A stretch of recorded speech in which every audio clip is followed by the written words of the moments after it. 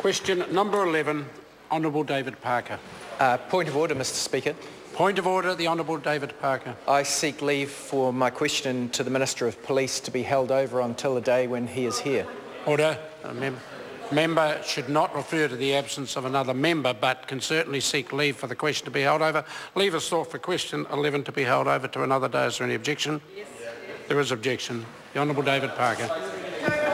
Mr Speaker, my question is to the Minister of Police.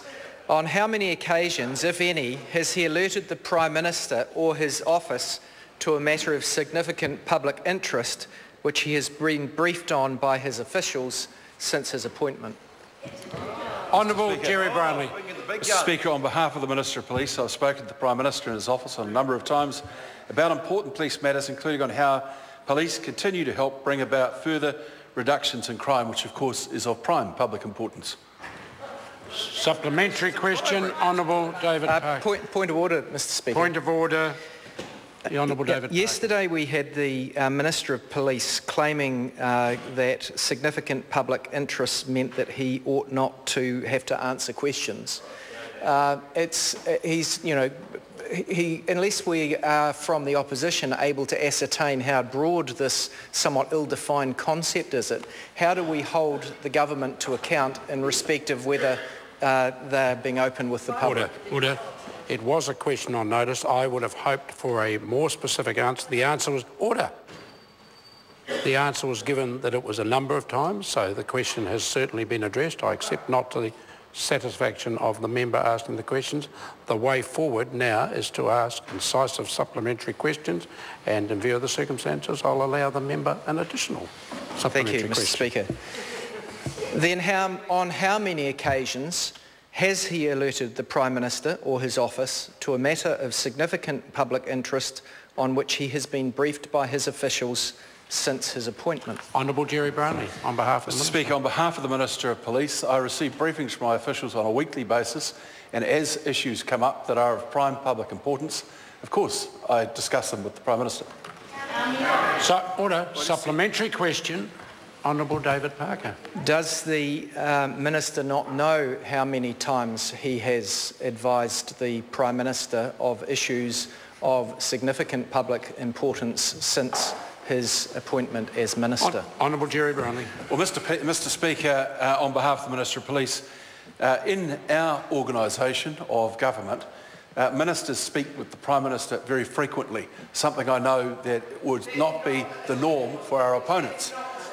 The other point I'd make, Mr Speaker, is it's abundantly clear to anyone reading this that the member is trying to get around to asking questions that he knows answers cannot be given to. And therefore, I would simply say to him again, when matters of prime public importance do come up that are able to be discussed, then of course they are discussed with the Prime Minister. Point of order, Mr Speaker. Point of order. Honourable David Parker. That wasn't my question, sir. My question was whether he knew how often he had raised matters of significant public interest since being appointed. And as I recall the answer, effectively it was on numerous occasions, so they're not calculated or collated in a way that he can give the specific answer.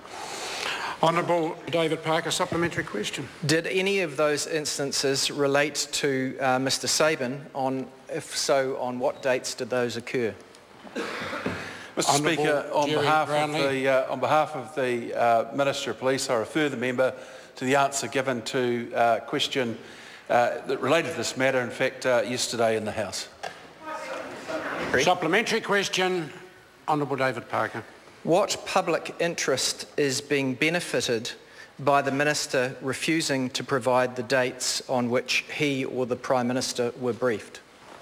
Honourable Jerry Brownlee. Mr Speaker, on behalf of the Minister of Police, it may surprise the member over there that we consider a number of things that the police are doing to be of prime public importance.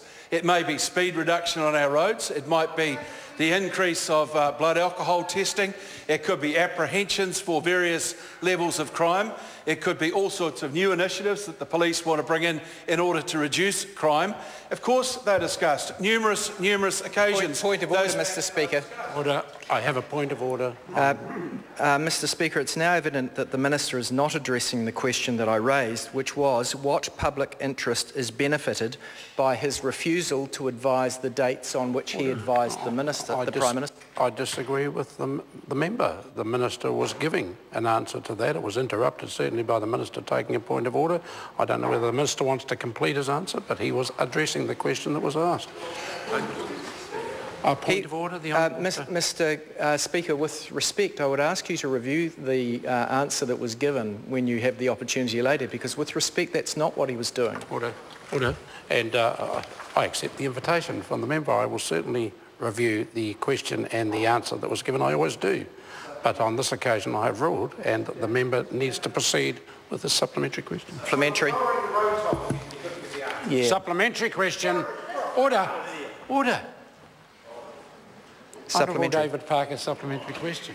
When did he or his predecessor, Minister Tolley, first learn that the MP being investigated was a national MP?